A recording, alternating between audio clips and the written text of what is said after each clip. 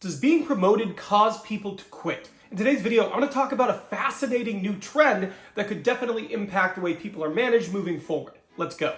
So earlier today, I read an article and it was pretty mind-blowing. And in it, it speculated that people leave jobs once they're promoted. Now, behind the speculation, there was data. ADP is one of the largest payroll companies in the world. Now, the data they shared is really interesting. It was talking about people who were promoted, and in their the data that they looked at, 29% of people left their job within a month after being promoted, and they compared that with people who hadn't been promoted, and they were leaving at about 18%. So what the data showed is that people who had recently been promoted were leaving organizations at a quicker pace than people who were just existing within a company, hadn't been promoted, but just going about their day-to-day and were leaving. And the 11% difference is a pretty significant delta. When you go to 18 to 29%, that is a huge gap. And it makes people wonder, okay, well, what is accounting for this? Why is it happening and what can we do about it? So let's dive deeper into what the data might mean and what else might be impacting this information. So the big question here is, do promotions cause people to quit? If you manage a team and you promote someone, are they more likely to leave the organization now that you've done that? Or if you get promoted, are you then more likely to seek employment elsewhere and immediately leave? That's the big question here.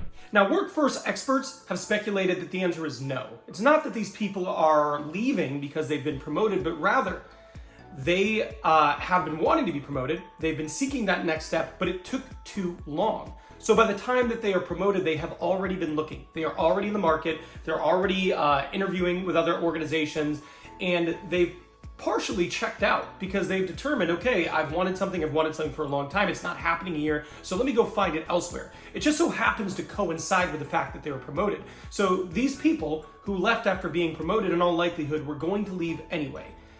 However, they were high performers and they then get promoted. Unfortunately for the organization, it's too late.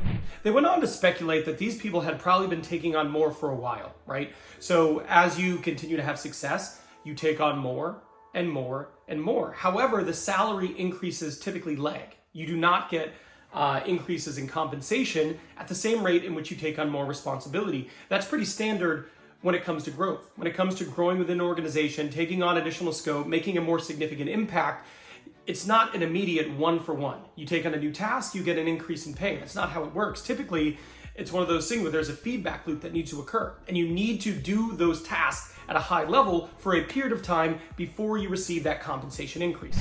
Another speculation by ADP is that these people were given a fancy new title, they were giving a promotion, but they weren't receiving an increase.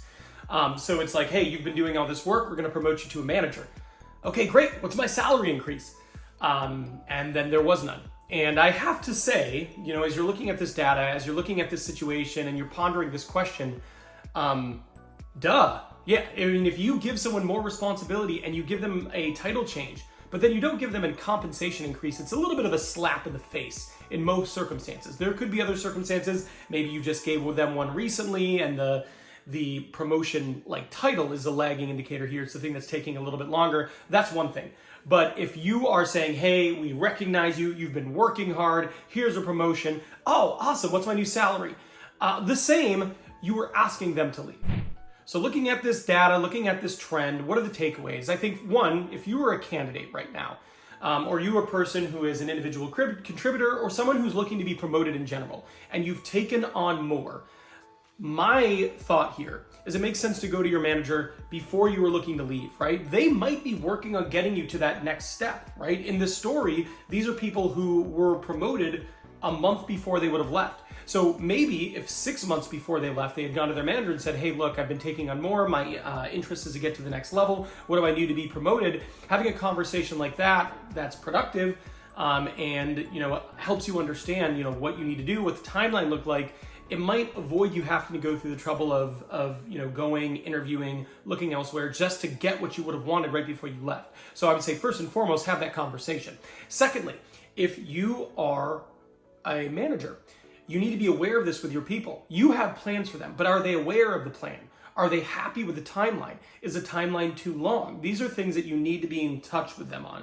You need to have conversations and you need to get a grasp on what it is they're looking to achieve and if your timeline and their timeline are in sync, and if not, what can you do to resolve this issue? And lastly, if you're going to promote one of the people on your team and you want to give them a new title, a new responsibility, but you don't want to pay them anymore, well, then you might as well post the position because they're not going to stick around. Are going to leave and you need to go find a new job. One of the most powerful things you can do in your interview is ask great questions to the person interviewing you.